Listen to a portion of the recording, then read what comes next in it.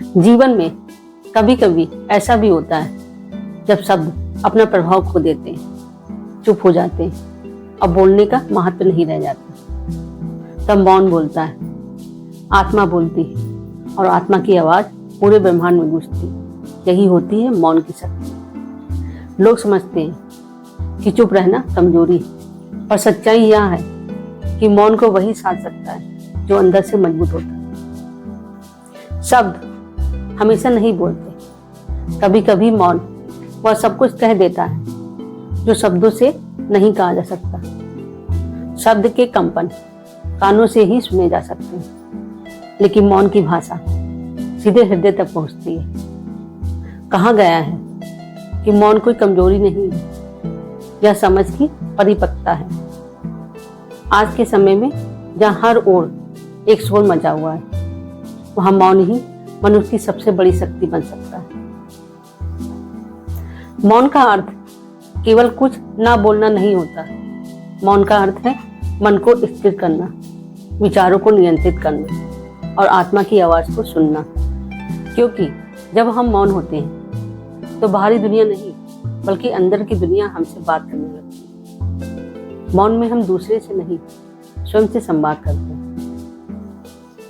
क्या आपने ध्यान दिया है, जब हम किसी से बहस करते हैं तो मन अशांत हो जाता है, पर जब हम मौन रहते हैं तो भीतर एक अजीब सी शांति उतर आती है। मौन हमें क्रोध से बचाता है, अहंकार को पिघलाता है और हमें समझदार बनाता है। शब्दों में कभी कभी आग होती है और मौन में सागर की गहराई होती है। किसी के गलत शब्दों पर चुप रह जाना पराजय नहीं बल्कि समझदारी की पराकाष्ठा होती है। महात्मा गांधी कहा करते, मौन मेरे लिए प्रार्थना है। मौन में मैं अपने ईश्वर से मिलता हूँ। स्वामी विवेकानंद जी कहते थे, मौन से ही शक्ति का जन्म होता है।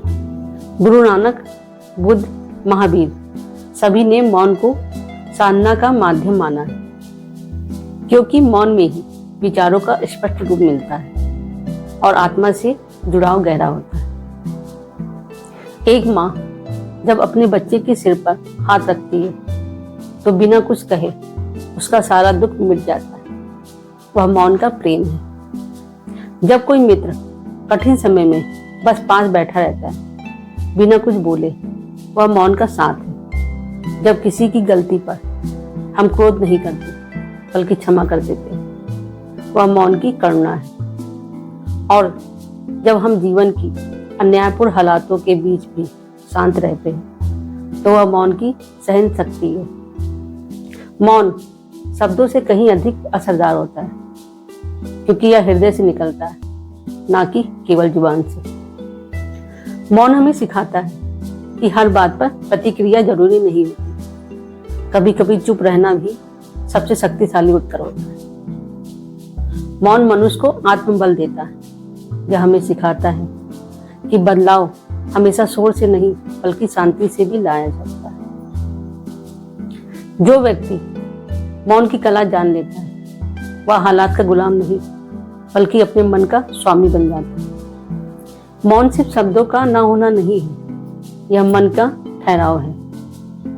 जब शब्दों का शोर नहीं होता तभी जीवन की सच्ची ध्वनि सुनाई देती है, समस्याओं के समाधान मिलते हैं। तो कभी कभी बस मौन रहिए, खुद को सुनिए और महसूस कीजिए कि जीवन में सच्ची शक्ति, सच्चा संतुलन और सच्ची शांति मौन में ही छुपी है। क्योंकि जब आप मौन होते हैं तब जीवन आपको बहुत कुछ कहता है। याद रखिए, बोलने से पहले समझना और समझने के बाद मौन रहना, यही सच्ची बुद्धिमत्ता है। मौन केवल बोलने से विराम नहीं बल्कि आत्मा की भाषा है। जहाँ शब्द समाप्त होते हैं वहां से मौन की शक्ति आरंभ होती है। हरिओम।